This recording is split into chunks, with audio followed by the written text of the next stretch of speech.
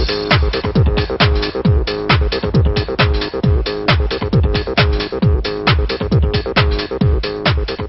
that these objects are appearing in broad daylight on a daily basis.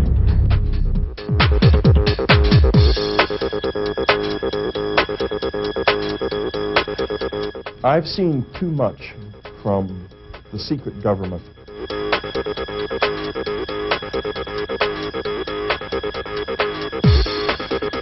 We have long been a resource for these entities.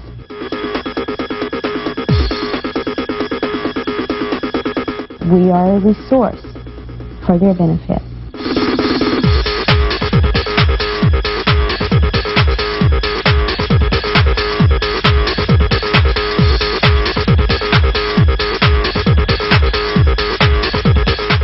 You really didn't know what to think of it.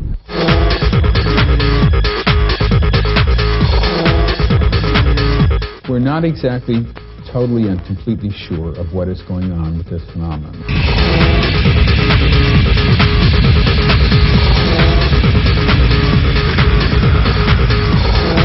Definitely a genetic program going on, which they're involved in. They turn around and they have stated that they come to the Earth because it has such a rich diversity of genetic material.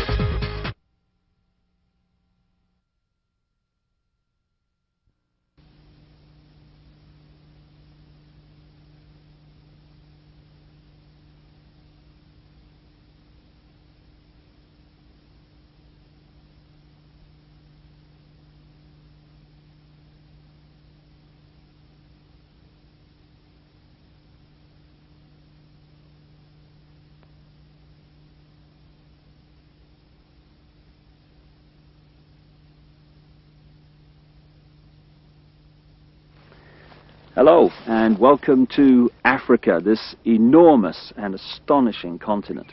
South Africa, to be more precise, just a short drive outside Johannesburg. And I'm here to talk to a remarkable man, Credo Mutwa. When I first came to South Africa about 18 months ago, within 2 or 3 days I was introduced to Credo Mutwa. I'd never heard of him at the time, but from the moment I met him, I didn't stop listening and he didn't stop talking for at least 5 hours. And within the first few minutes I realized I wasn't just in the presence here of a man of great knowledge, and he's certainly that. I was in the presence of a genius, a unique human being. And Credo Mutwa is without doubt the most incredible man it has been my honor to meet. Credo is what some people around the world call a shaman, and some deeply, deeply ignorant people call a witch doctor. And to give him his official title, he's a Sanusi in the Zulu nation. Sanusi is the carrier, the keeper of the ancient knowledge of so much, including the ancient knowledge of history of Africa, where all this came from, where the people came from, what the truth of history is, instead of the largely nonsensical version of history that we get through the universities and the schools from very, very well-educated professors who know. There are only 2 Sanusis left in South Africa. Credo is one.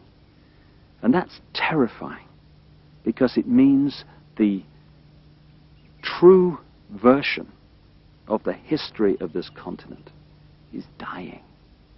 It's being lost to this official nonsense that we're told is history, but is absolute garbage.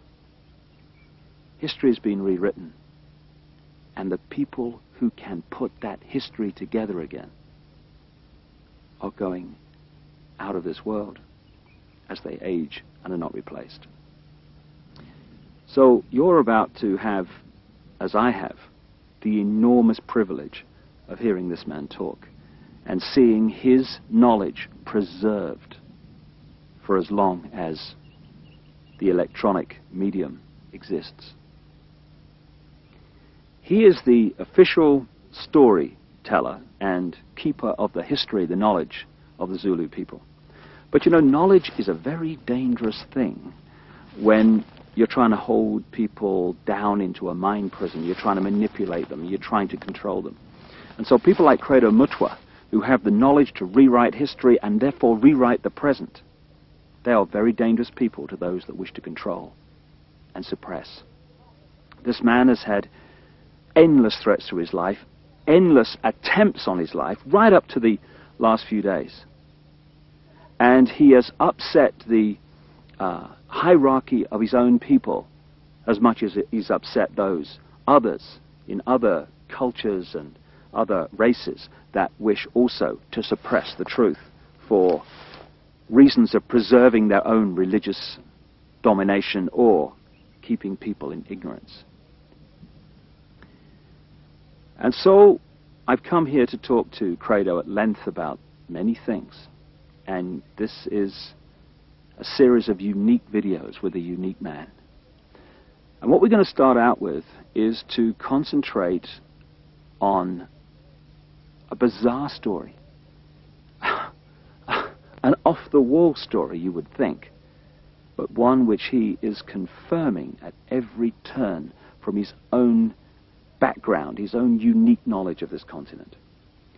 Over the last few years, as I've been trying to uncover how the world's controlled by a few people, which it is, and who those people are, it has emerged from my research that, bizarre as it may seem, a reptilian race from another world, interbred with humanity in the far ancient world, creating hybrid crossbreed bloodlines. You see references to these in the Old Testament and into endless of the ancient texts. In the Old Testament, it talks about the sons of God, which in the original is sons of the gods, plural, interbreeding with the daughters of men to create the hybrid race, the Nephilim.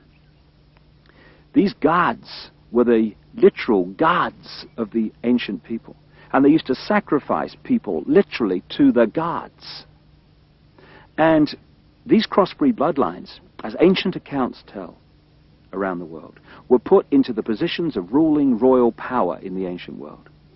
And then, as is happening today, when you do the genealogy of the ruling families and the ruling positions of power in the world, be they the 42 presidents of the United States up to Bill Clinton, be they the British royal family, be the aristocracy of Europe, any of these key ruling elites, the top of the banking system, the top of the global business system, you hit the family lines which go back to these same ruling lines of the ancient world, royal lines, that the ancient accounts say were the crossbreeds between humanity and these reptilian gods. In other words, a reptilian extraterrestrial race has been controlling planet Earth for thousands of years to this day and putting its genetic compatible bloodlines into the positions of power as presidents, prime ministers, banking leaders, business leaders, etc. And this explains so many things. Where we get the divine right of kings from, the divine right to rule because of the bloodline, the genetics. Why these ruling families of the aristocracy and the royal families have always incessantly interbred with each other, just as the Eastern establishment families of the United States do, that produce so many presidents and banking leaders and administrators of government in the United States.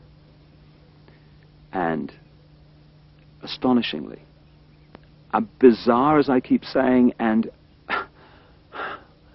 seemingly ridiculous as this story may be from our conditioned perspective of life and reality, when I started talking to Credo Mutwa from his African experience and knowledge of the most staggering depths and variety, he tells exactly the same story that I have uncovered around the world, exactly in great detail.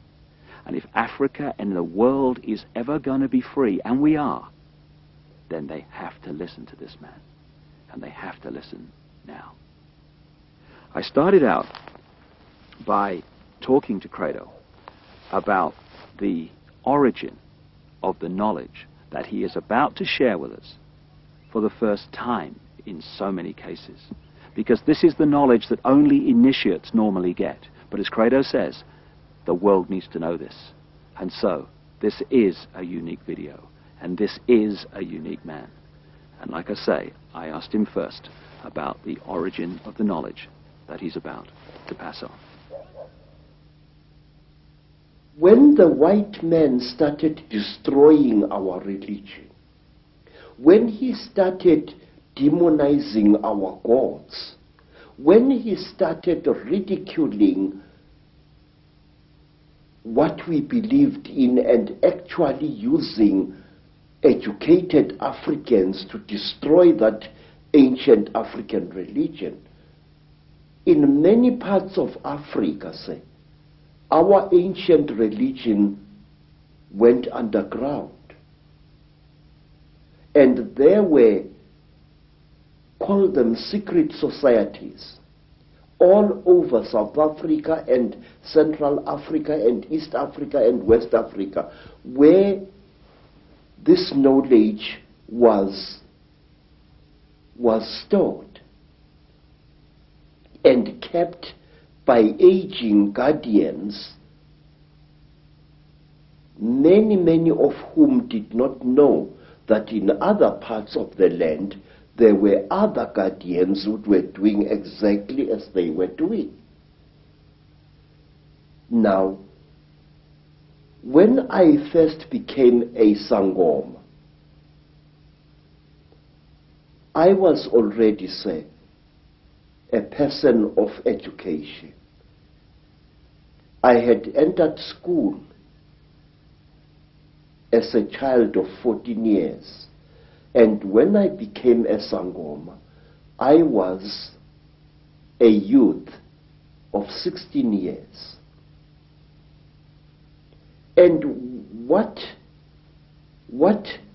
my aunt and my grandfather, as well as my maternal grandmother, taught me, shook me to the core of my soul. I found that the mission schools had been teaching me lies about my people all along. Missionaries had told us as children that the only light came to Africa with white people, that before the white men came, we black people had no idea about God. We had no belief in a life after death, and that our people were just a race of savages who used to lie around in the sun, womanize, fight, and drink beer every day. I was suddenly awakened to the fact that Africans had in fact been far greater intellectually than the missionaries were willing to give them credit for. That, like the white man, we had astrology, astronomy, we had surgery. In fact, I found that Zulu surgeons in the early years of the 19th century and the 18th century and even beyond could perform operations which white surgeons were not capable of operating. And the more I learned about my people, the more I wanted to learn.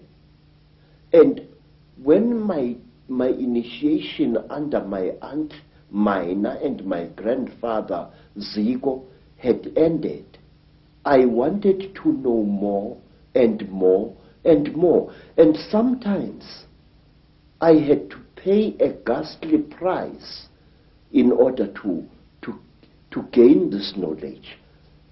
In one place, here in the north Western Transvaal, my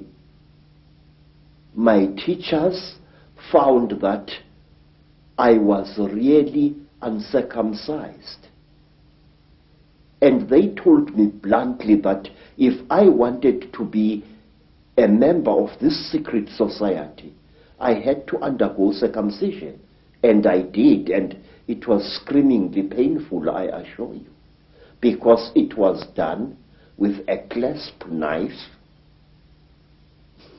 which somebody must have blunted a little bit, just to make sure that I got the message.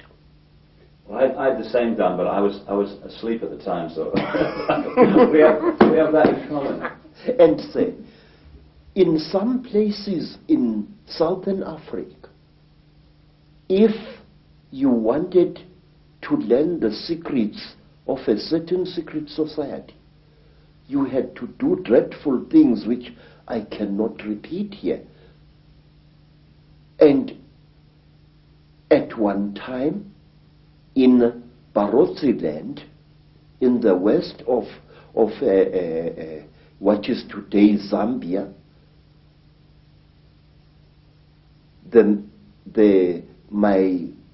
my teacher said, look, how far are you willing to go in order to become one of us? I said, I am willing to go anywhere.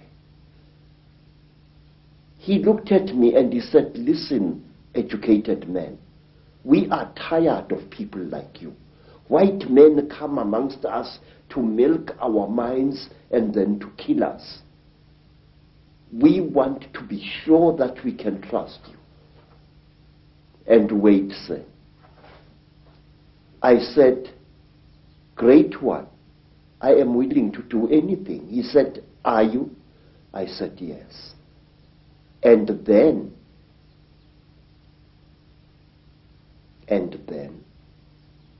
they went into a graveyard, and from there they removed the hand of a corpse, dead 2 days, and they brought it and they challenged me to cook it and eat it. I did so. And these were the peoples who first told me about a race of highly intelligent beings which they called the Chitauri, the talkers, a race of creatures which look like reptiles,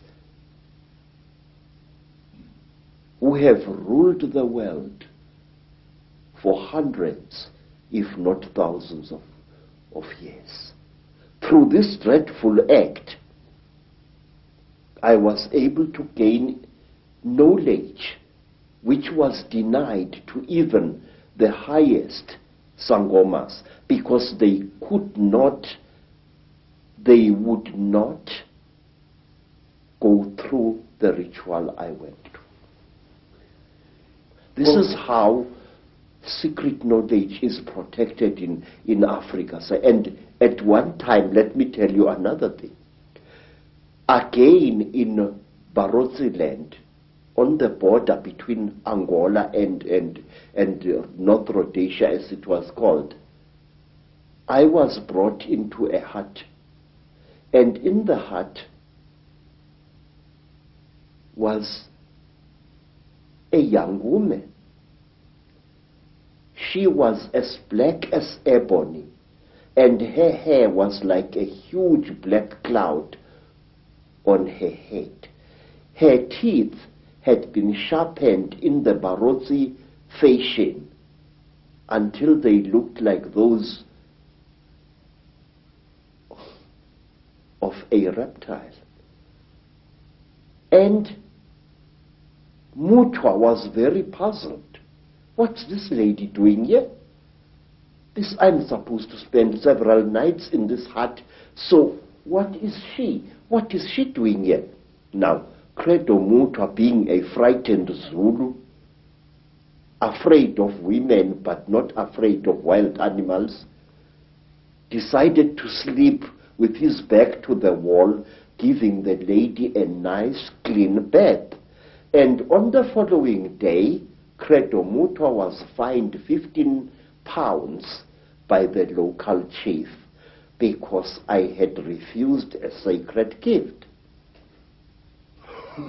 I had been supposed to do something very amazing to this lady to show that I was one of the people. Bad luck. Bad luck. But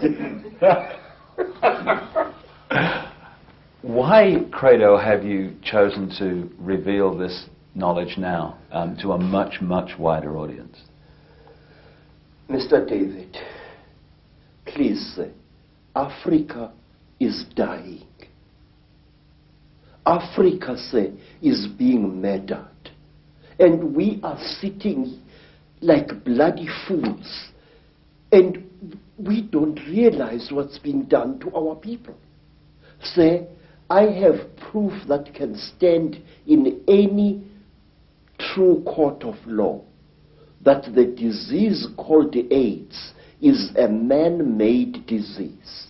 And this disease is going to kill 3/4 of South Africa's black people within the next 10 years. There are wars in Africa which make no sense to me as a black man.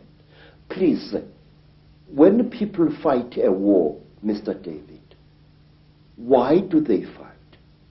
People fight in order to get rid of something that is giving them pain. Whether that something is a tribal chief or a corrupt modern government. They want to fight to remove this burden or to be destroyed by it. That is the idea behind a rebellion. But in Africa we find wars where a group of rebels challenges a government and tries to fight against it. And then these wars end in the total destruction of the particular country, where neither the rebels nor the government wins anymore. And why?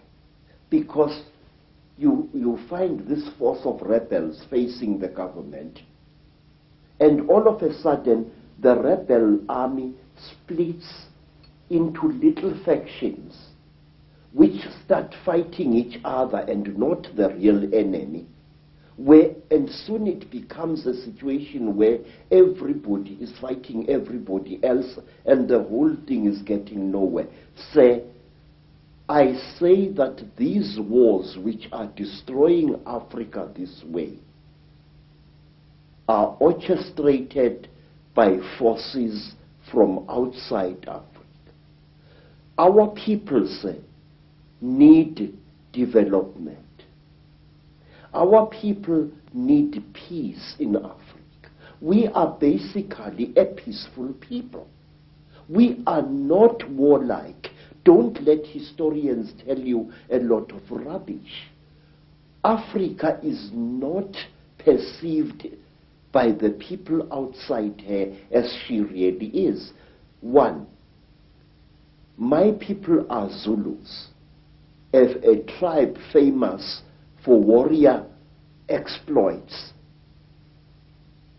for many, many years now.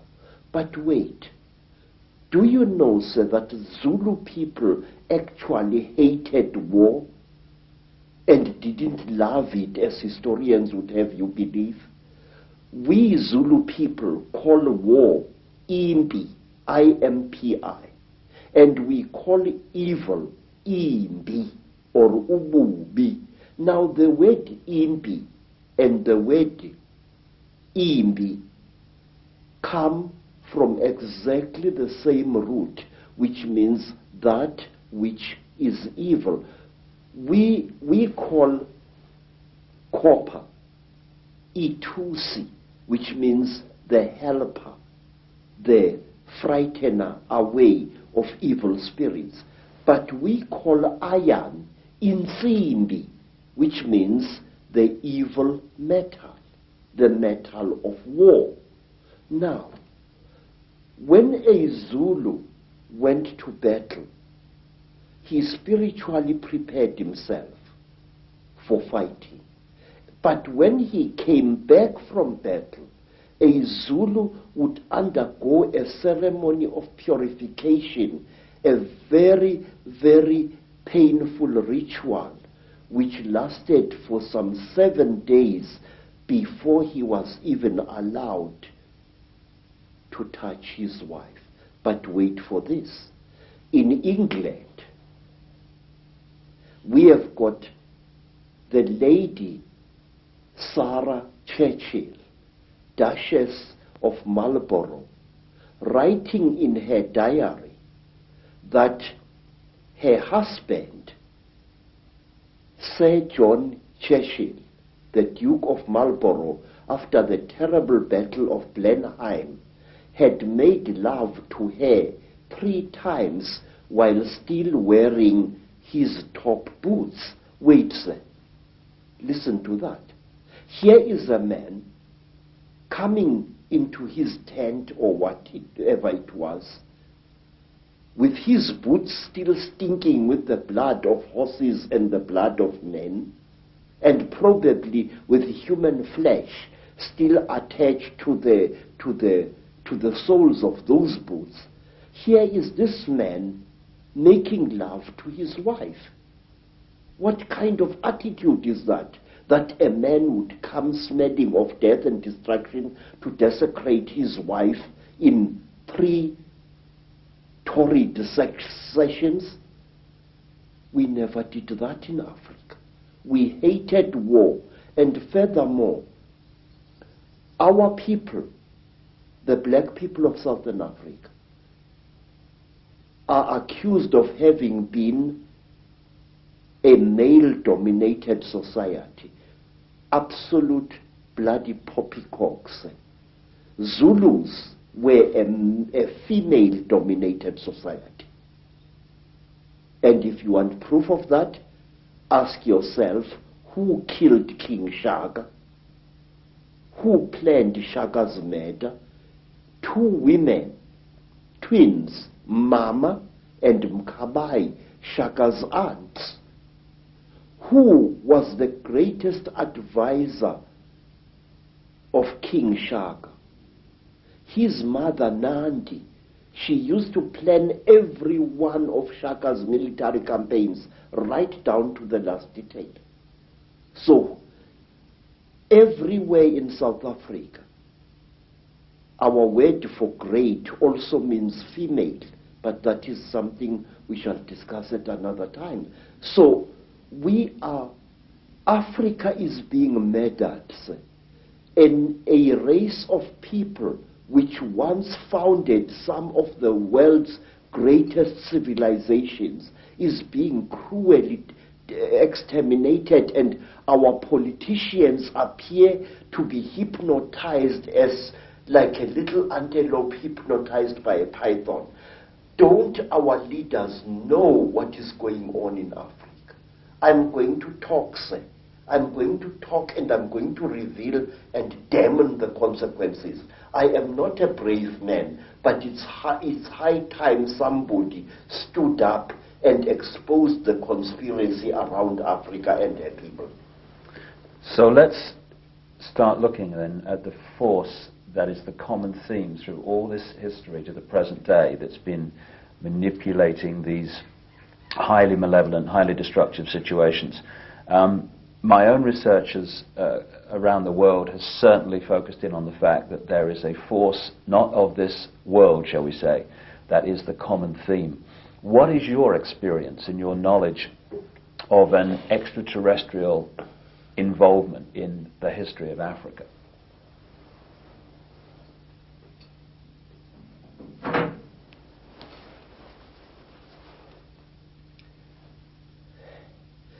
One of the most secret stories that was revealed to me, sir, is about these beings this story was revealed to me first in Barotsident, then in the country today called Rwanda, once known as Rwanda Urundi. Then I learned about this story at that time on the foothills of Mount Kilimanjaro. This is the story, a story you find throughout Africa. There was once a time when the blue sky was invisible, when the whole world was covered with mist, when you could not see the sun as it is now. You only saw it as a splash of white light moving slowly across the sky. At that time, there was an eternal drizzle every day of the year. At that time, people could not see the stars. People only saw the trees growing, trees which were very, very big. There was no desert at that time, only jungle everywhere where you went. At that time, sir, people were what we call in Zulu, ngubili. A human being was both male and female in one body. And out of the sky, one day, came terrible objects. They were like gigantic bows made of huge gleaming gold. They were shaped like bows without strings, and they were bigger than the biggest mountains. They came out of the sky bringing great noise, black smoke, and fire with them. And out of those huge objects came them. At that time, sir, human beings could not speak. We had no gift of language at that time. And people had, however, great mental power. A man would go into the bush and, using the power of his mind, actually call out an animal which he wanted to hunt and kill for his children. And the animal would appear and kneel down before the man, and the man would kill the animal and take it home. But when the Chitawuli arrived in Africa, they told our people that they were gods and that they were going to give us human beings great gifts on one condition. We had to worship them and accept them as our creators. Some told our people that they were our elder brothers and that this earth had produced them generations ago. And they said they had come back to the green womb of their mother and that they were going to make us into gods. What they did, they created a very strange pair of caves in the land. They dug 2 caves.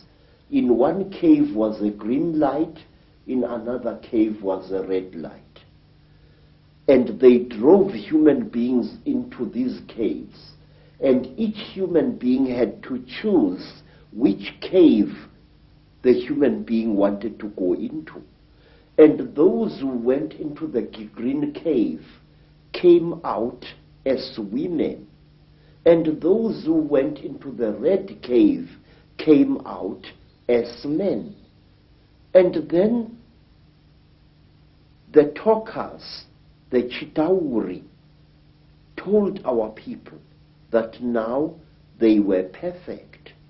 But the moment the first men saw the first women, a terrible row erupted. The women hated the men because they looked between their legs and they saw what they thought were snakes dangling between the legs of the men.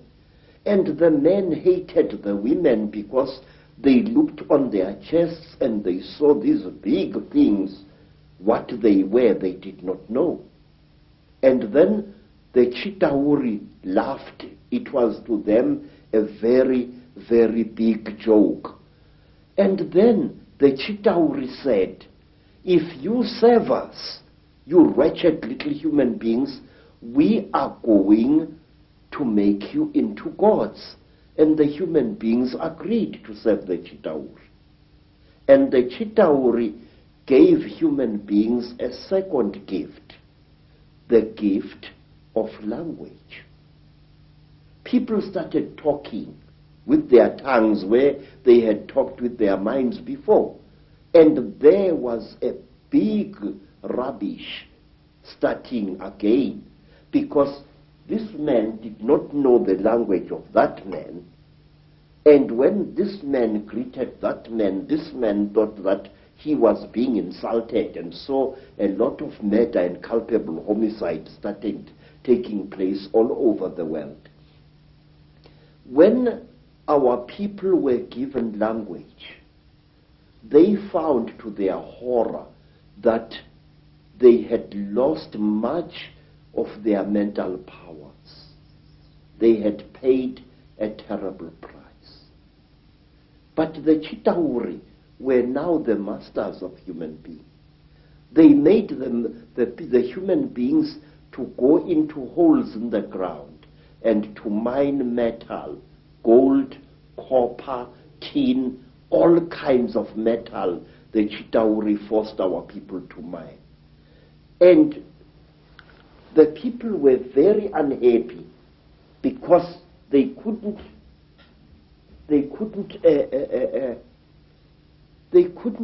cope with the new sexual differences which were there now between men and women. And then from amongst the TZR came a very good female TZR. Her name was Mai Nzarantwari Samahongo. Mai Nzarantwari Samahongo was the senior wife of the terrible chief of the TZR, Umbaba Gorontwari Samahongo. She was sorry for human beings, this great reptile lady. She said to the poor people, "Ow, you are unhappy." And the people said, "Yes, great one. We go into the holes every day, we dig the stones and we bring it to the gods, but we are not happy." And Mai Nzarantwari scratched her scaly chin and began to think and to think. She was terribly ugly. Her eyes were awful, like lights in the darkness. But she had mercy in her heart, and she taught the men and the women how to make love. And she said, "Look, we divided you into males and females. Now this action is going to bring you together." But it did not, because anyone who receives a gift from the Ntwari, the children of the python, is always in trouble. What happened was that when one guy slept with his wife, he didn't find her much, so he went to steal another guy's wife, and there was a big remorse, as we say in Afrikaans, starting. So men started stealing each other's wives and each other's girlfriends, and women started stealing each other's husbands, and there was a big nonsense in the land. And King Umbaba, the terrible lord of the Ntwari, the reptile people said, "Look what you've done, you stupid old woman. Now these people, they are making such a noise. Listen to all that screaming in the bush. They are busy making love there, and our gold is not being dug, and you are responsible for this." And Zarantwari thought and thought and thought and thought, and then she got a plan, and she said, "I will make them stop. When they make love to each other, the female is going to get pregnant. And when she is pregnant, the male is going to leave her alone, and that noise in the bush will not be so disturbing to you, my lord." And Umbaba said, "You had better. There is no production here." And so all the women in the world was pregnant, and Umbaba was furious with his wife. And so it went on and on until one day Nzarantwari activated a black hero called Mweru. And Mweru challenged the great chief of the serpent people to a fight. And he cut off the royal penis of the king of the snake people. And that caused a big war. Mweru ran away. But Umbaba, the terrible chief of the people, caught him and arrested him and brought him to his village. And there, the great chief Gorontwari Umbaba said, "Look, you cut off my thing, and I have replaced it with one made of gold, and I can't make love to my wife anymore. You think too much, you wretched little human being." Now Umbaba had a terrible nail in one of his hands, a claw. And with this claw, he drove the claw into poor Mweru's nostril, making a terrible hole into his brain, and he started drinking Mweru's brain, and then he threw away the corpse. To this day, we believe that the people, the Chitauri people, they eat human brains. And strangely enough, scientists have found skulls where the human brain has been removed and eaten by someone or something. Well, hearing you speak here, so many things come to mind. First of all, you're saying that telepathy was the key form of communication before the Chitahuli, the reptilians came. Yes, sir. And I guess it's like a muscle. When you use it, it gets more sensitive and more powerful. So the more you use your telepathy, the more powerful your mind got. And then when language came, it almost brought us into this three-dimensional world and disconnected us from that mind power that we had before. Yes, sir. And it's also interesting that the story that you talk about, the language being given, and then the different languages being given. Of course, that turns up in the Old Testament, in the Bible. It turns up in stories all over the world about the fact that we were divided by language, so we couldn't communicate. And as someone who publishes books, I know today how difficult it is to communicate through books when you've got endless different languages. So it's been a brilliant form of control for a long time. Yes, sir. Even now here in South Africa, today, sir, black people prefer to speak to each other in English if they belong to different tribes. And they have even, over the many decades, black youths have even created a lingua franca of their own, which we call Tsotsi language, which is a mixture of African words and Afrikaans words. They do this in order to bridge the incredible language gap which exists between black people in South Africa. Let me show you an amusing thing, how different languages are. The language of the Xhosa people of the Eastern Cape is very similar to Zulu, but certain important words in the Zulu language, good words, are viewed as obscenities by the Xhosa people. For example, in the language of the Zulus, an ancestral spirit is called Idlozi. But if you use that word to a Xhosa, he says you are using a dirty word, because to them, Idlozi means sexual desire. And in the language of the Zulus, milimil, maize meal, is known as impuphu.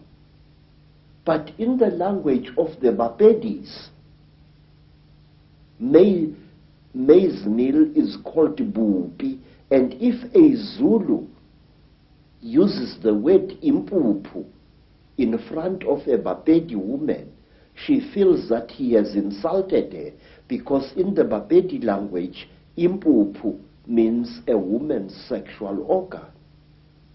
And in the language of the Mashonas, in the language of the Zulus, a mother is called mama. If I say my mother, I say mama wami. But in the language of the Mashonas, the people of eastern Zimbabwe, the word mama means to sit down and have a crack. So one day when I said to my Mashona hosts, Ngikhumbule umama, which in Zulu is, I remember my mother, I'm missing my mother, the Mashona gentleman immediately took me and directed me to his pit latrine at the back of his house. Because in the Mashona way, mother is mai, not mama. So you see this terrible difficulty, this subtle problem of language is a very big obstacle to communication in Africa. So we designed languages. There's another language called Fanagalo, which is a lingua franca consisting of African words as well as nonsense words and Zulu words, which was used a lot in the mines in the 1930s, 40s, and 50s. So to bridge this great language gap, we have created artificial languages in Africa, but today English is the preferred language of communication. Some say we should learn French, also another language of communication in Africa.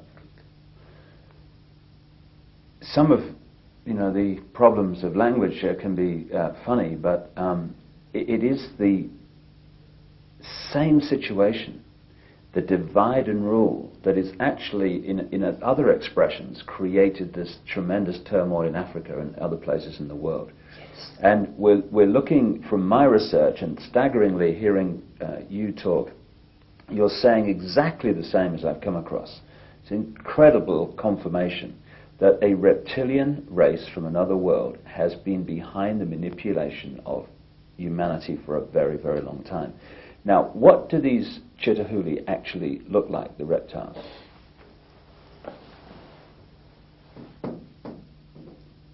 I'm not a good artist, sir. You're better than me, that's for sure. But this is how we believe the Chitahuli look like. They were created in this. You see, sir, you white people say that there are alien beings on this earth. No, you are wrong.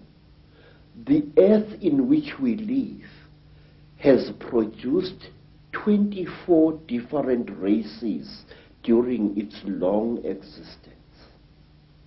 Please, this is how a Chitauli looks like. It stands about 11 feet high. It is a very slender being which seems not to have a bone structure. Its fingers have no joints. They are more like they are more as if the bones in here were flexible. Some of the Chitauri have got 3 claws with a thumb. Some have got 6 claws with a thumb. And some of the Chitauris have got horns on their heads. And what surprises me is this. Some film producers, like the producers who make the film Star Wars, George Lucas, often show creatures in their films which actually exist, which even the most uneducated of Africans who knows this Chitauli can identify. For example, in the new Star Wars film, what is it called? Star Wars or something like that. There is a creature who amazes me called Darth Maul.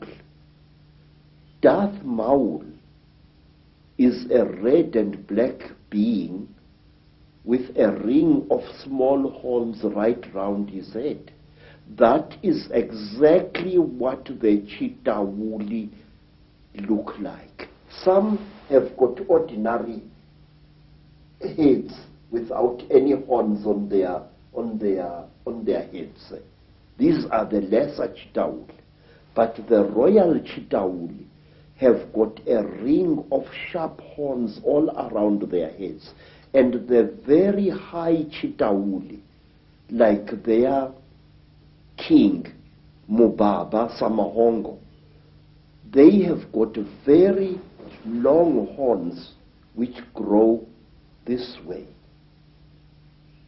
Not that way like a bull, but this way like certain antelopes. Now, I just wonder where these film producers get their information from. And in one strange film which my student called me to come and watch, the thing called Stargate 2. Mm-hmm. And in that film, there was a creature, a very slimy, cream-colored creature with heavy wrinkles on its face. It was a spitting likeness of Mubaba Samahongo, the terrible emperor of the Chitauli.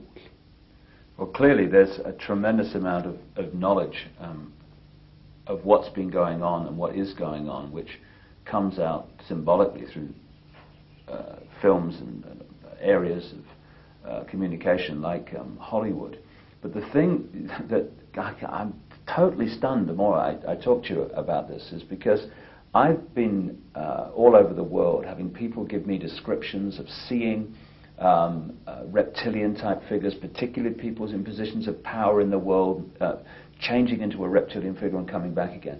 And what they describe seeing is exactly what the knowledge of ancient Africa talks about seeing. We're talking about the same people there, which is an astonishing confirmation.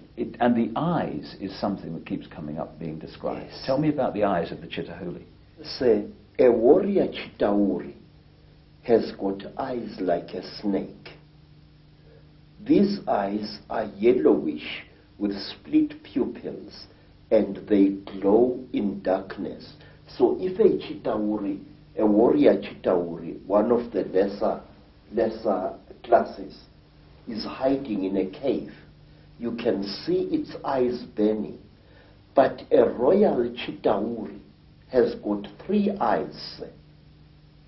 It's got the yellow eyes, which glow in a strange, almost ice-like way, like jewels, like certain types of yellow jewel. And then they have got an eye in the center of their foreheads, an eye which doesn't close up down like a normal eye does, but which closes from side to side and which opens this way. Now this eye of the T.Z.R is the eye that kills, because it can knock a man down just by the fire, the glare that comes out of it. Is this where the constant recurring theme of the evil eye comes from? Yes, sir. Yes, sir. In fact, Mubaba, the emperor of the T.Z.R, who is said to be still alive today, Mubaba has got a central eye. His other two eyes were stitched shut by a jealous wife. But his killing eye, the Samahongo, the terrible red eye, opens. He can even open it like this. Mr. David, I would like to share a little thing with you.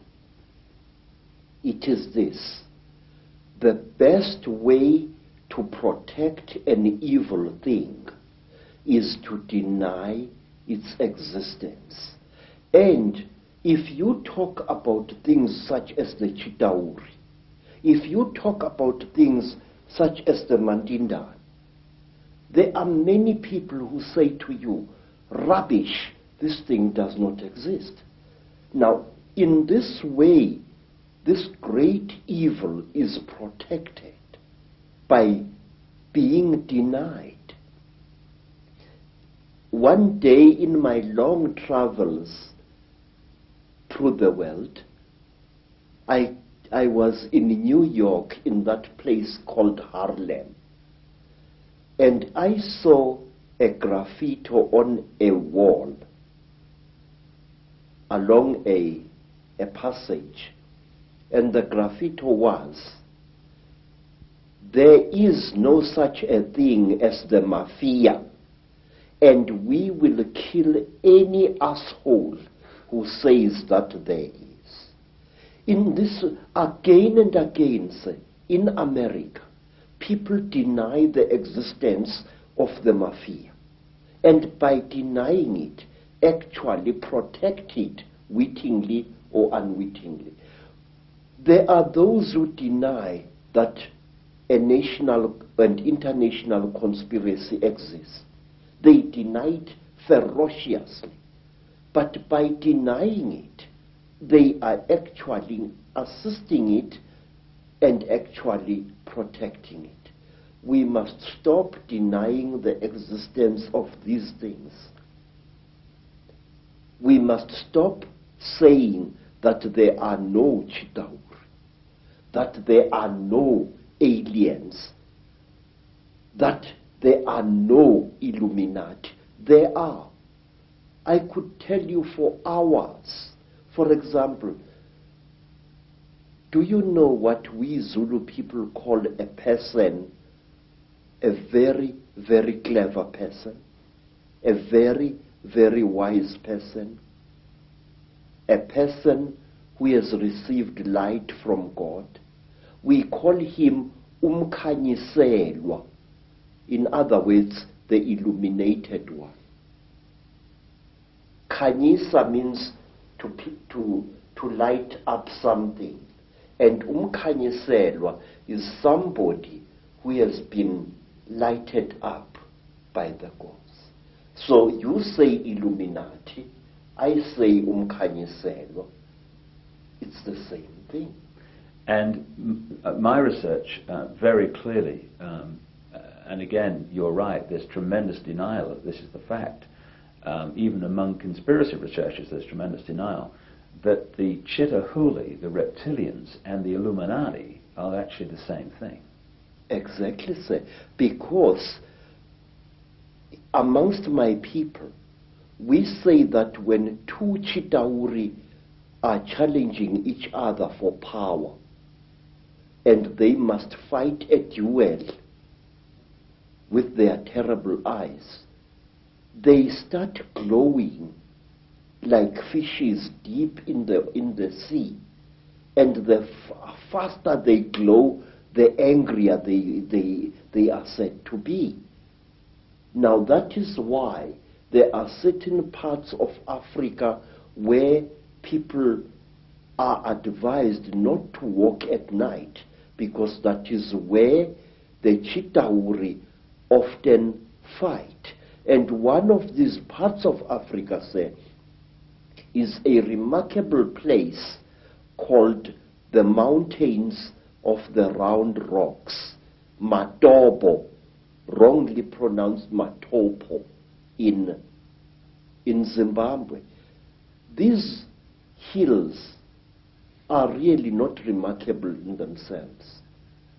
These hills are said to be the one place in Africa where the Chitauri have been seen. And these hills is where Cecil John Rhodes lies buried, but there is more. You must visit this place at one time. Amongst the rocks on the Matopo Mountains, you find a species of lizard which you don't find anywhere in Africa or the world. A species of lizard which responds to the call of a human being. When I first arrived in 1958 in the land called Rhodesia, now known as Zimbabwe, I found an African there who was a tourist attraction. He was a game warden who made strange sounds calling out, and as he called out, these strange lizards, the only type of lizard anywhere on earth which responds to the human voice, used to come out of cracks and out of holes in the ground and to gather around this African. And it was this African game warden who told me that the sounds he is making are not just noise, they are the speech of the Chitauri star gods. Isn't it a staggering coincidence that Cecil Rhodes, one of the greatest Illuminati frontmen, perhaps certainly of modern times, who did so much to imprison Africa, should choose to be buried at the point where this is all going on? You see, sir, Cecil John Rhodes wormed his way into the hearts of Africans, and in their despair, wise men of the Mashona people, wise men of Matebele people, tried to make Cecil John Rhodes one of them. They told him about the secrets of the Matopo Mountains, that under the Matopo Mountains lies a city of great wisdom, which is the home of the last survivors of the Chitauri god beings in that part of Africa. And if you go to the Matopo Mountains and you carry a 4-pound hammer and you strike certain parts of that landscape with that hammer, it gives out a hollow sound which shows you that there are caverns deep underground there. There are two sets of mountains. There is the Matopo Mountains, and then to the east of Zimbabwe there are the great mountains known as the Inyangani, the Weeping Moon Mountains. There, even now, people disappear without trace. Sometimes a person would disappear for several days and reappear a few days later, not knowing where he had been or where she had been. And white people have disappeared there. Black people in their thousands have disappeared there. It was there that I also went missing for 4 days in 1959 in one of the most traumatic experiences of my life. What happened? Well, it's a long story, sir. My teacher, Elizabeth Moyo, had sent me to get a special herb which grows only on the foothills of those mountains. It was just an ordinary day like any other, just beautiful day like this one outside here. And I love the African wilderness. I'm at home in the bush, especially in the days when I was still in good health. I love the animals. I love their smell, and I love the smell of the vegetation. And I was looking for this herb when all of a sudden a bright blue mist fell all around me. It took me some time to react to this strange thing. It was a hot day, and all of a sudden the temperature around me dropped. It was as if I was on the slope of a very cold mountain, but it was a warm day. And then the next moment I was in what appeared to be a metal-lined tunnel, a caving tunnel, and I was lying on what looked like a workbench, a very large workbench of some kind. You know, an iron table which an engineer or somebody working with metal would use for welding and cutting metal upon. But this workbench was very brightly polished.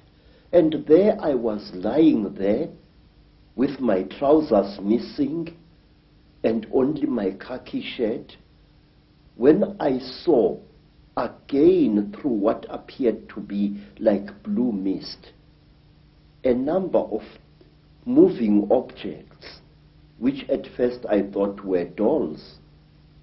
And these objects were moving towards me. I noticed with mild surprise that they were very thin, short, human-like creatures with very, very large melon-shaped heads. The creatures had no noses, like as human beings have. They had only small little holes on either side of where the nose would be, and their mouths were like knife cuts at the bottom of their faces. And these creatures were coming towards me. In color, they were gray, like certain types of fish, and they wore silvery gray garments which reached up to their necks and up to their wrists. I couldn't see whether they were wearing boots or not at that time. And while I was looking at these creatures, I suddenly was aware that something was above me, standing there, and I looked up straight into the face of one of them, a much taller one than the others. And this creature was wearing a garment like a tight-fitting overall without any buttons or anything, which reached up to its neck, but its wrists were bare. I noticed that the creatures had very long fingers.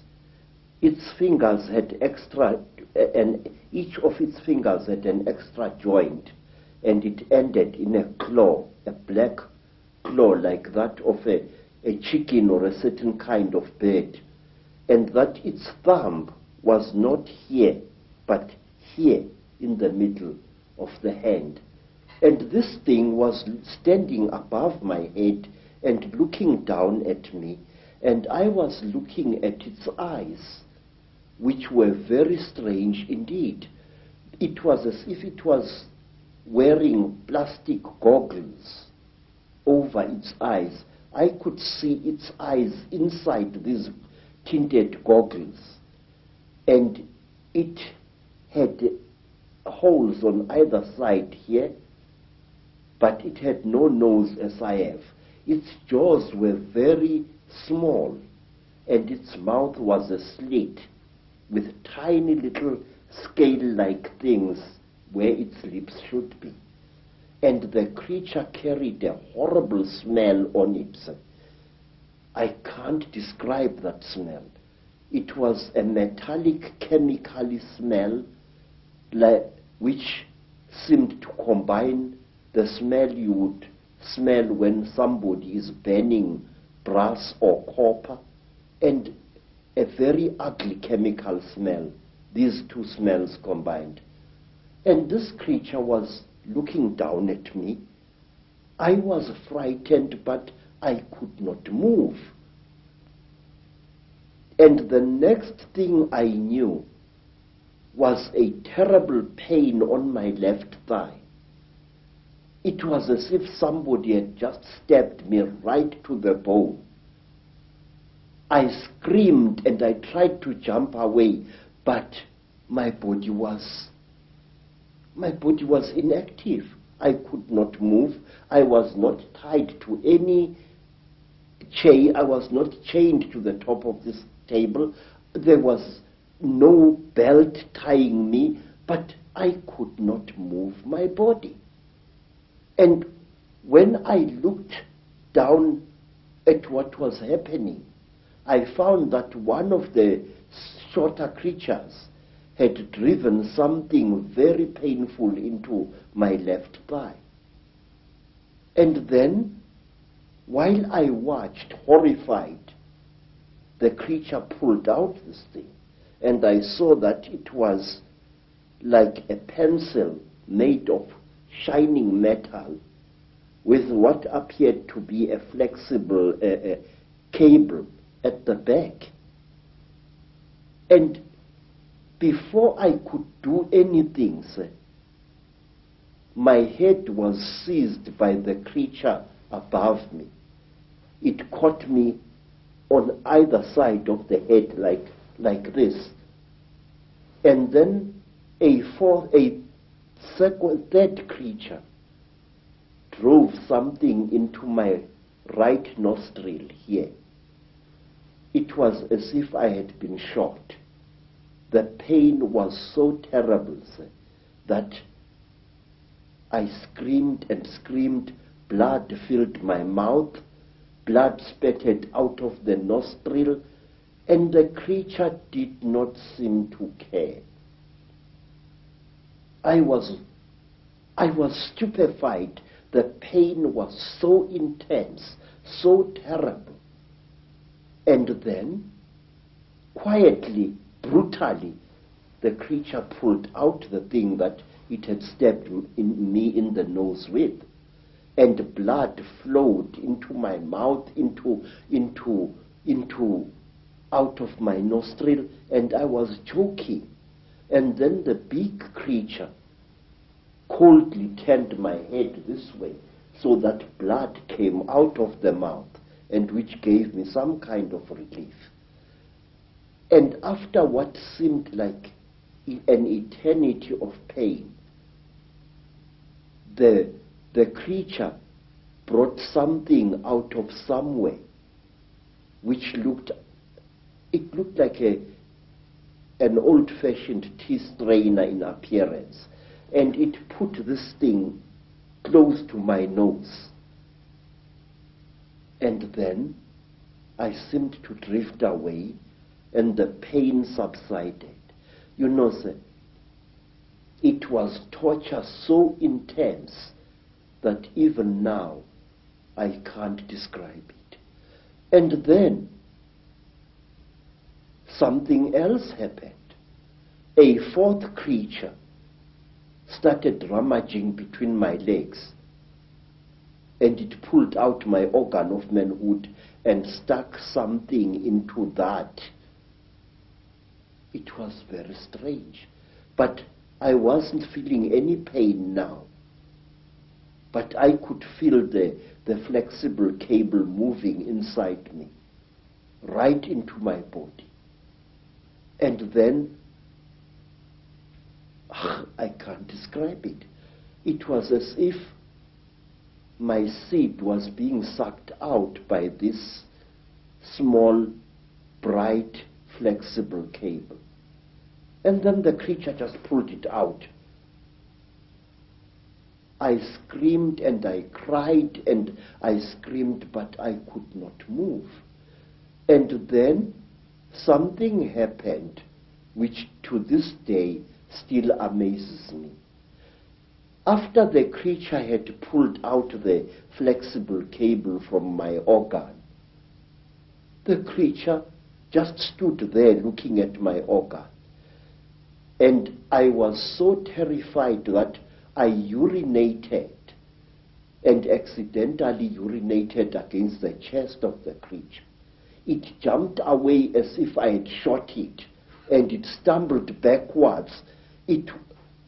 But its face didn't show any expression. Its mouth didn't even open, but the way the creature reacted, trembling all over, it was as if I had really hit it, but it was wearing this kind of garment.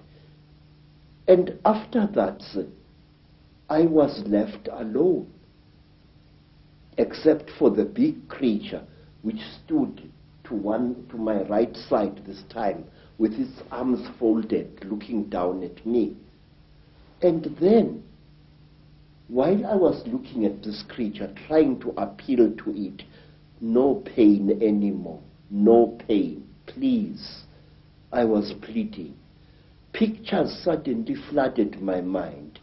Pictures of buildings sunk in a red lake of water. Buildings rotting away. Buildings that appeared as if they had been bombed.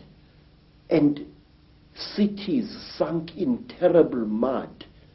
Trees sticking out like rotten ghosts, trees without leaves, without branches, sticking out of the mud as if they had been poisoned. I saw visions of this. And then, through an entrance which I had not seen before, came a strange and terrible being.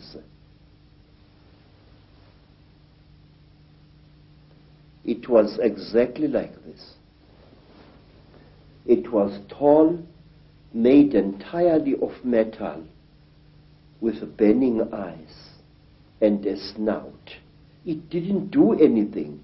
It just moved and came to stand at my left side. It didn't touch me or anything like that. It just stood there, making a strange humming sound. Wow, wow, wow, wow, wow, wow, like that. And then, from behind this metal creature, there appeared another creature. It was so radically different from the grey creatures in that it looked exactly like an earthly human being. It had a pink skin like that of a white woman. It had golden hair, and its ears were definitely pointed like those of an animal. Its eyes were slightly slanting. They were pale, pale blue, and never once did they blink. It was like this, nude, and there was a tail-like appendage at its back, which was very visible as it walked away after it had done to me what it did.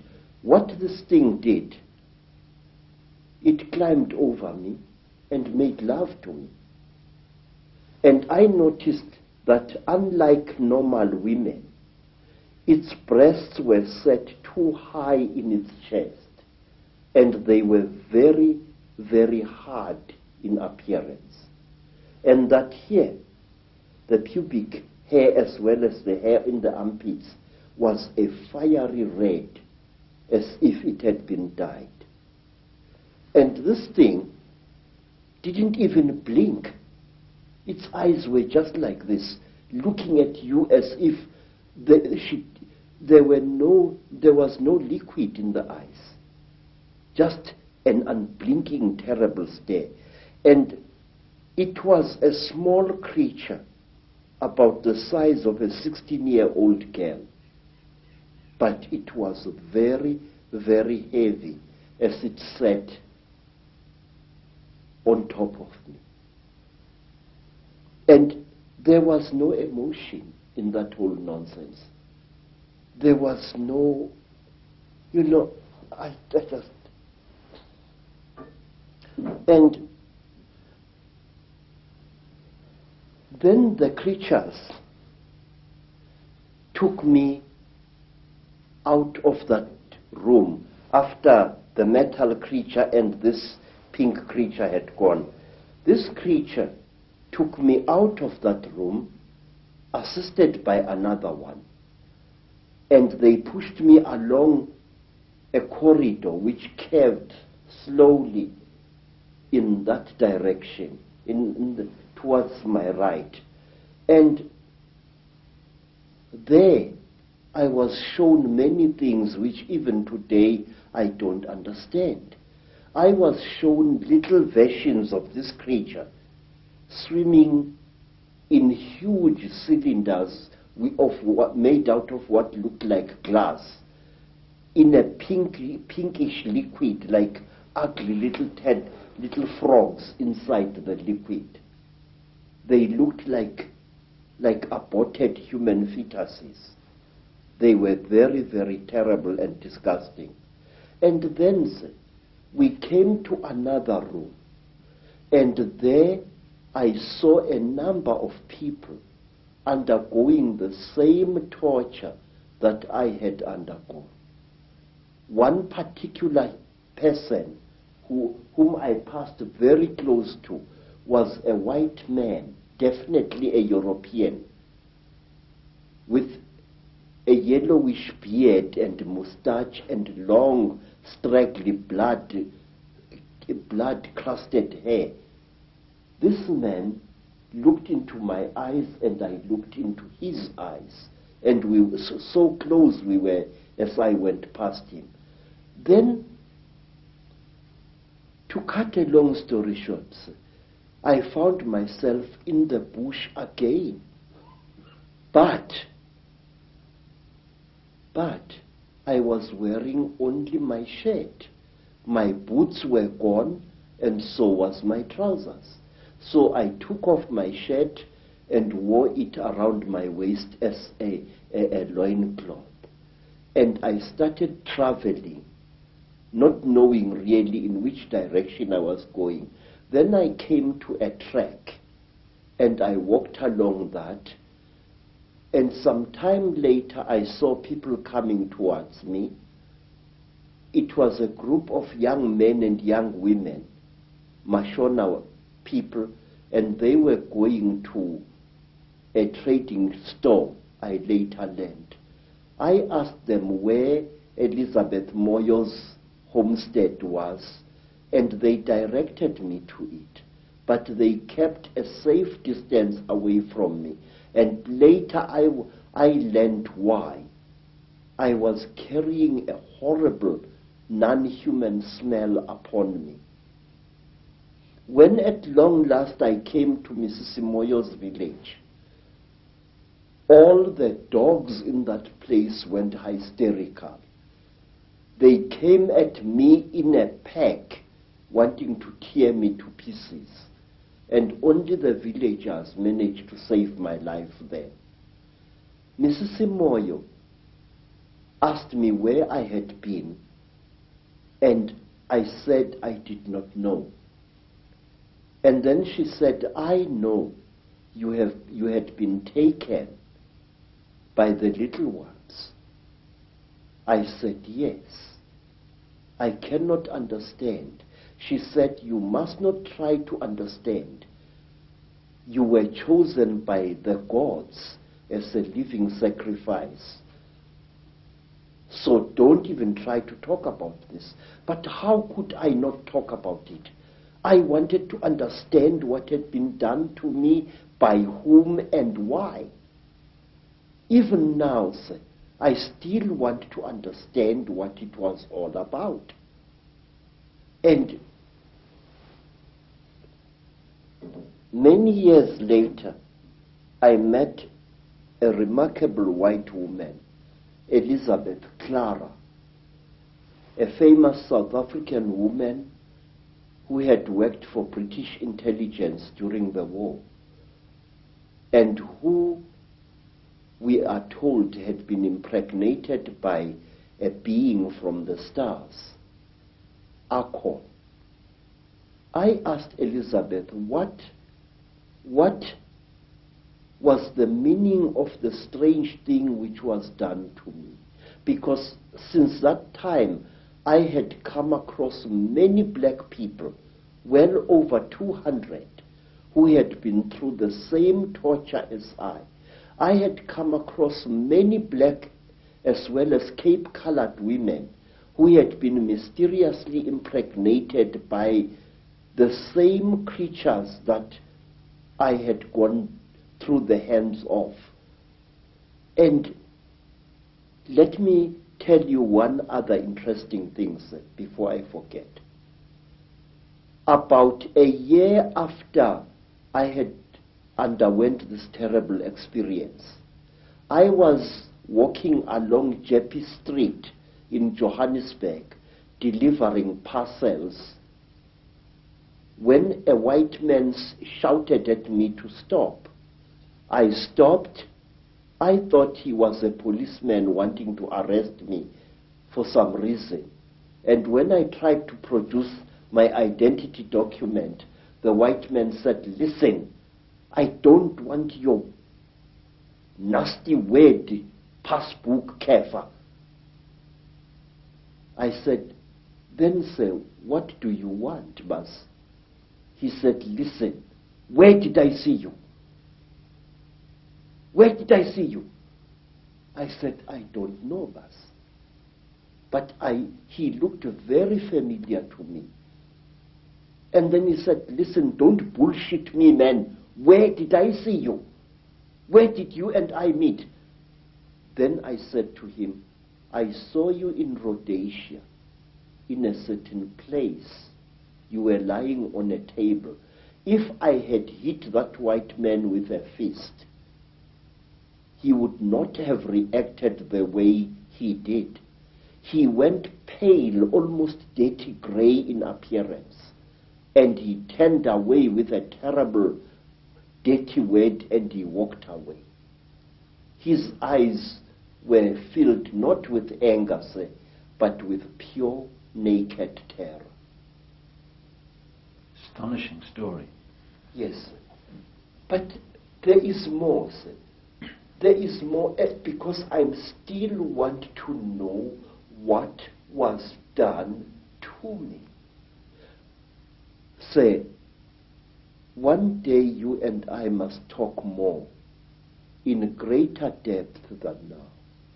I would like to tell you that since that time, I have found that I know things that a man of my standard of education shouldn't know. These hands, and those who know me can confirm this, these hands not only have made these sculptures using ancient African metal casting secrets. These hands, believe it or not, can make guns and working jet engines. And one day I wish you to come back to South Africa and I will show you one of these things. I know things which I shouldn't know, and it started at that time. Now, you see, sir, I want to know, what am I? Since that terrible time, my life as a man was really messed up. And one day let me tell you, sir, since that time, I have become a very confused creature.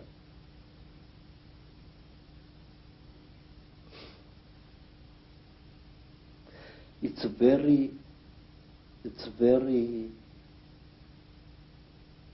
embarrassing, really.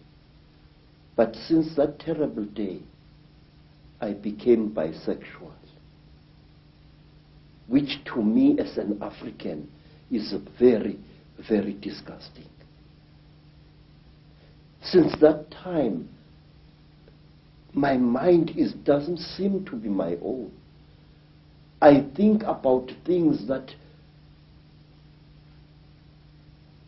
a man like me shouldn't bother himself about. I worry about people. It's sickening. I have ruined my life because of worrying about people. I feel that I want to take every human being on this earth by the shoulders, shake them roughly and say, listen, Pastor, there is more to this earth than you think. Say, I have seen the Chitawuli. I have smelt them. I have had personal experience of these. And there are people who claim that these creatures are gods. There are people, sir, who claim that these creatures are experimenting on us. That is a lot of rubbish.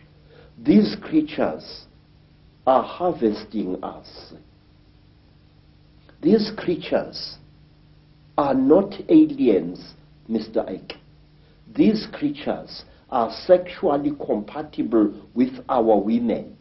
And what does that tell you? It tells you that they came from here. They are part of us. And this makes them all the more dangerous. They know us very, very, very well.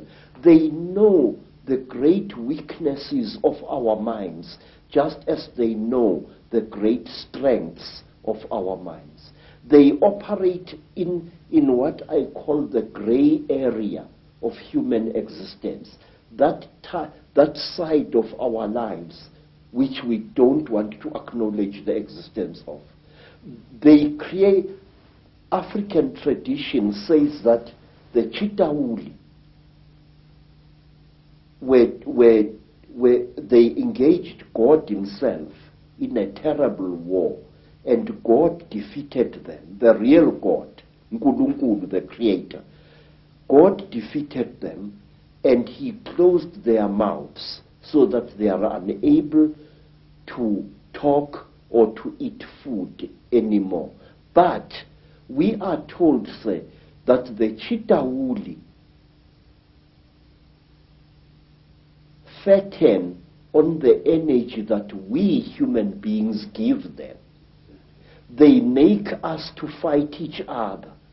And when the whole land is drowning in death and fear and terror, when hundreds and hundreds of people are angry and afraid, the Chitawuli get fat because they eat what we call the dark power, which is brought about when human beings destroy the planet on which they live. They feed off human emotion. Yes, sir. Very, very intense human emotion. We are told, for example, that if you see a Chitawuri walking through the bush or just standing there and looking at you, and you are accompanied by your wife or your girlfriend, you must immediately make love to that girlfriend and release as much emotion as possible, and the Chitawuri will be pleased and will walk away from you and not harm you. And another thing, sir, we are told that the Chitauri eat energy which is generated when hundreds of human minds or one human mind starts thinking at certain levels. We are told that the Chitauri want us to think at certain levels. Certain wavelengths. Yes, sir. And they reward us with long life. May I ask you, sir, have you ever thought, as a thinking person, why is it that in the great universities of this world you find professors who think at certain levels and who live unnaturally long lives? Albert Einstein, Raymond Dart, Robert Broom, all these professors live a long, long time. And my Aunt Mina, the last Sanusi in South Africa other than myself, is as active as a young girl, and yet she's close to her 99th year of life. My stepmother, Rose, she has lost nearly all her children, and she is still alive. Extreme longevity is the reward with which the Chitauri reward you if you think at certain wavelengths. The description of your abduction clearly is describing what has become known as the Greys, what I think is also known by some as the ant people, the grey figures with the big black eyes. How do you think they connect in with the openly reptilian? And do you think that the black covers of the eyes are covering some kind of reptilian truth? Say, the so-called grey aliens are actually the lackeys and the servants of the Chitauri. If you see a Chitauri and you see this, there is very little racial difference. In fact, I will even go so far as to say this, that these creatures are actually the offspring of the Chitauri. The way they gather substances from human beings and from animals, the way they are the forerunners of the Chitauri in any place. And if you are very close to one of these creatures and you look into its goggle-like eyes, you will see round eyes, Mr. Ike, beyond this black goggle-like stuff. And these eyes are the real creature's eyes. Now let me tell you, there is in Lesotho a very strange mountain, a mountain called Leribe, Leribe. On this mountain, very amazing things happen after every 10-year or 20-year period. Now, not so long ago, an African farmer found an object near that mountain, an object which had crashed. And he was driving his tractor and he saw this strange object lying in the ground with tiny little bolts of lightning racing all around its its edge. And the African walked up to the object, and when he wanted to touch it, a strange power struck him and sent him sprawling on his back to the ground. The African got onto his tractor and got out of there. What the African had seen had been a crashed UFO, a flying saucer. He described it very amazingly.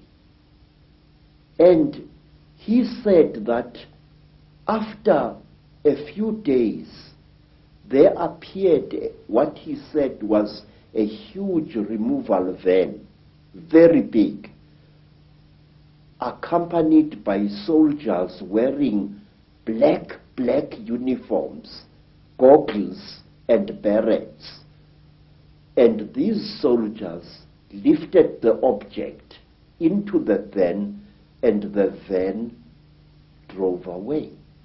But when people came to the site, they saw that something had fallen there, but they saw no heavy tire tracks of the vehicle that the man had described.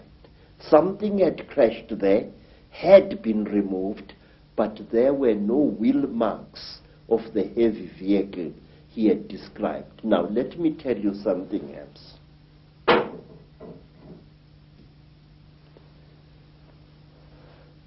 It was in 1958.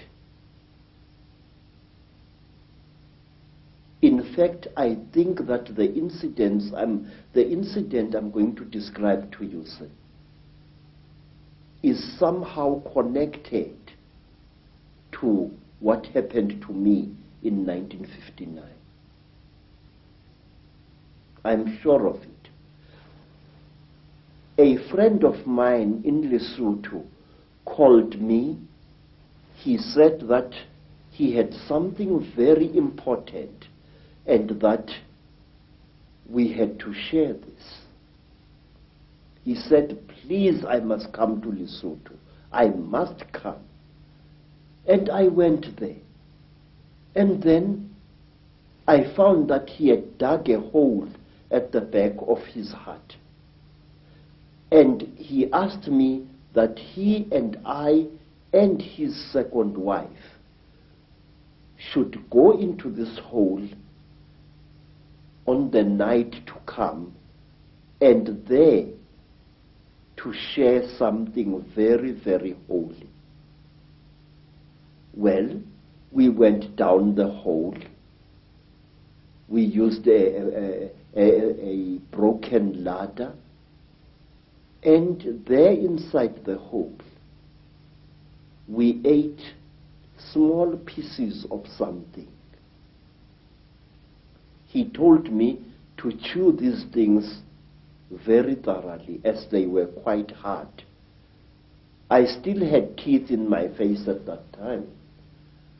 And I chewed and I chewed and I chewed and I chewed. But I noticed that what I was chewing was some kind of dry substance, and that it had the same taste that you would feel in your mouth if you sucked a copper penny. It had that coppery taste, like as if you were sucking an old copper coin. And then we left the hole and we went into his house. And on the following day, we all became terribly ill. Very, very ill. Our skins erupted into a rash. It was very, very painful. It was very, very itchy. We bathed with urine trying to take the itching away, but it failed. We bathed with sheep dip, and it failed. And in the end, I could no longer breathe at all. My tongue appeared to swell many times its size. And then I got so sick I could barely open my eyelids. The skin was itching like mad and I could barely breathe. And as the days went by, it was about a week, but it seemed like 100 years, slowly the rush subsided. And my skin began to peel, as did my friend's skin and the skin of his wife. We were very, very, very sick. And when I could speak, I asked him, what was the thing that you gave me to eat? This is the thing that has made us so sick. Why did you do this, my friend? He said, look, what we shared was something that can only be eaten while you are hiding in a hole. And that thing is the flesh of a god. I said, God? He said, yes. I said, but I am sick now. He said, wait, you'll recover. You either die within 2 days or you recover. Now we are going to recover because we are still alive after 2 days. Mr. Ek, I can't describe to you what happened next. I wish you to imagine, sir, you are sick, weak, and feverish. Suddenly, you get stuck, staring, raving, laughing mad. We started laughing. Ha ha ha ha ha ha ha. It was utterly incredible. What had made us what had caused the laughter we did not know, but we laughed for hours, all 3 of us. And then, when our jaws couldn't laugh anymore, a new thing happened. My friend's eldest daughter gave us all water. And when I drank that water, my sense of taste was so heightened that I was utterly shaken. Ordinary water from a mountain spring tasted like, I don't know like what, like wine, like something out of I don't know where. My taste buds must have been souped up somehow. And then another feeling, which I cannot describe, fell over all of us. It was a feeling as if we were one with the entire universe. When I looked at a tree outside my friend's homestead, it was as if that tree was a multicolored living rainbow. When I looked at the mountain far away, my sense of sight was so intense that I could see colors beyond colors. I can't give you any other description. And then say, afterwards, I was very weak, but with a monstrous appetite. And then I left my friend's homestead and returned to South Africa. Every step of the way, I seemed like a person reborn. It was a feeling that no words can describe. And when I asked my friend by letter afterwards, what was this God flesh? He said it had been the flesh of a puana.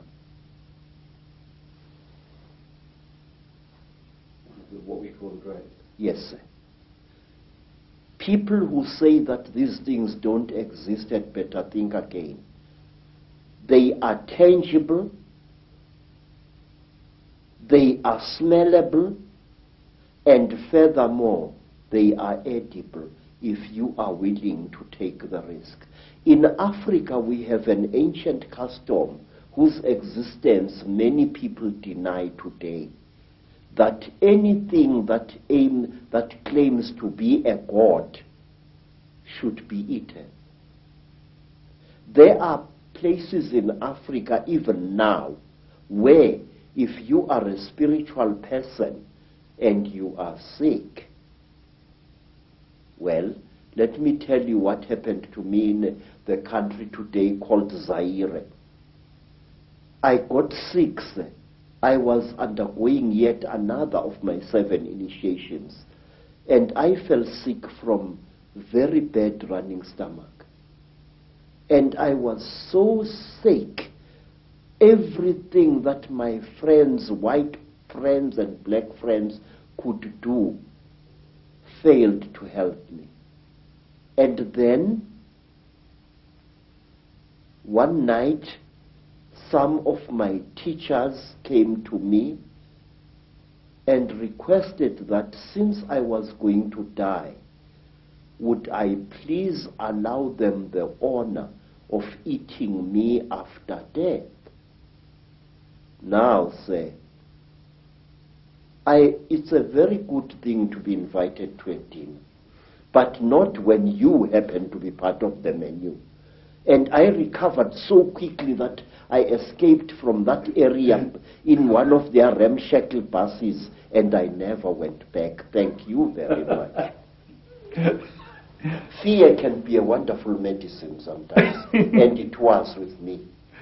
Do you think, Credo, that those senses that you experience, that really heightened sense of everything, of oneness, of whatever, are the very senses that the Chittahuli have manipulated out of us? I do, sir. I do very much. They were senses like no human being possesses. May I add, no human being possesses anymore. It was as if at one time, sir, a voice was speaking in my head, a very amazing voice. And after that, my powers of prophecy were intensified. This is what I think. We human beings are holier and more wonderful than we think we are. And I feel we lost something at some time in the course of our development, or shall I say, in the course of our manipulation. Credo, this is fascinating information, which I'm sure many people in the UFO research community will be very, very interested in. That is that these grey extraterrestrials, or grey figures, whatever they are, don't actually really look like that. They're almost in disguise. Yes, sir, they are. And I will tell you why. Grey aliens have died in various parts of Africa. They have been killed, and they are very, very quick to recover the bodies of their friends which have fallen out of their crashed spacecraft. But sometimes African sangomas steal these bodies before they can be recovered. And believe me, sir, I have heard and I've seen that butchering a corpse of one of these creatures is extremely hard work. What you think is the skin of the creature is actually a tight-fitting costume that the creature is wearing. Under this grey costume, the creature, say, is pinkish white, like a freshly skinned animal, and its eyes are round with split pupils. These are goggles which the creature is wearing. Now, how do I know that? In order to dismember a creature like this, incidentally we call them mandindane in Zulu, which means the tormentors, the torturers. In order to dismember a creature like this, you need a brand new axe from the trading store, a heavy axe sharpened to a razor's edge in order to cut through the creature's skin. The creature's skin, say, is not adhering to the flesh.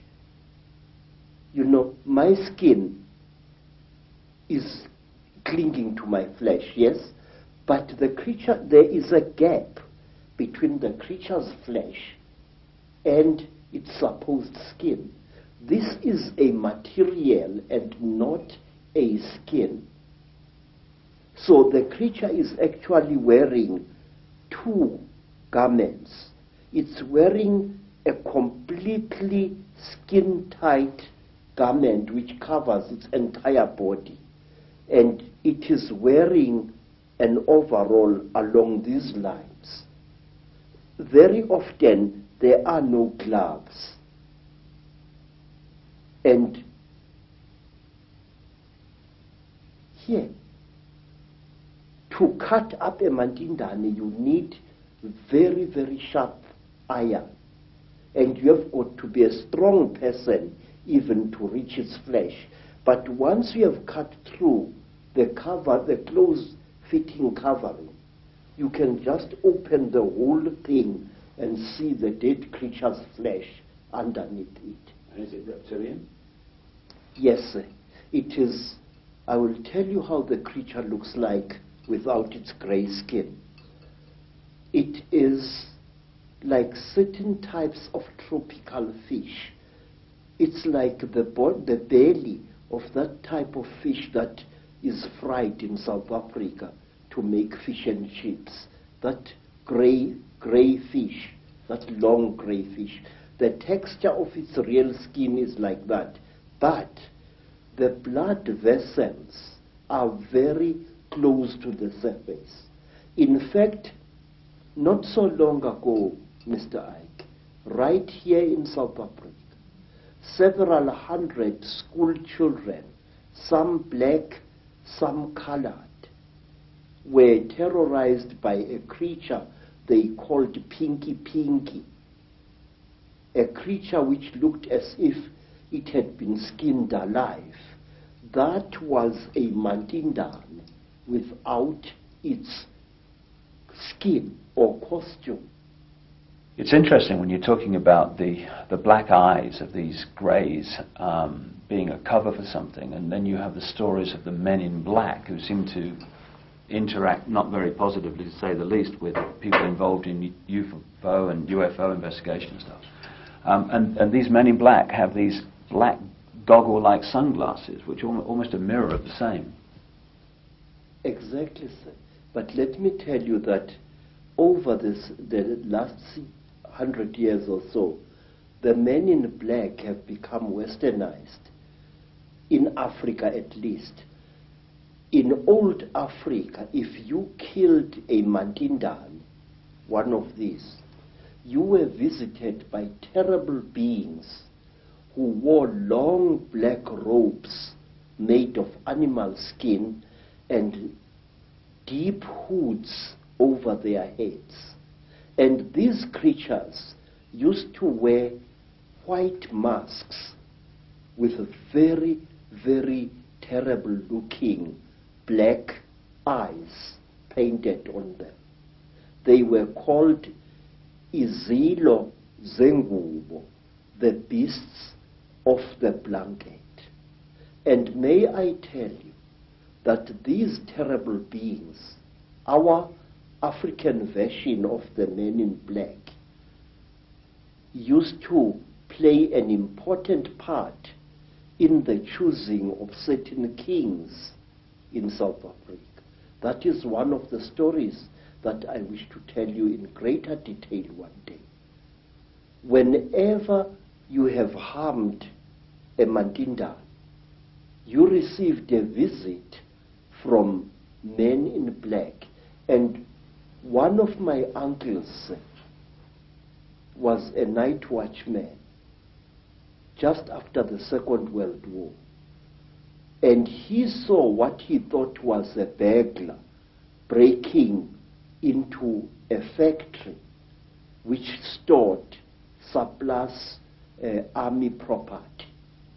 And he threw his knobgiri at this figure and hit it very hard. The creature fell behind some boxes, and then and only then did my uncle, a tough old Zulu, realize that the thing he had brought down was not a human being at all, not a young thief, but a Mandinda. My uncle threw down his second stick and ran screaming out of the factory.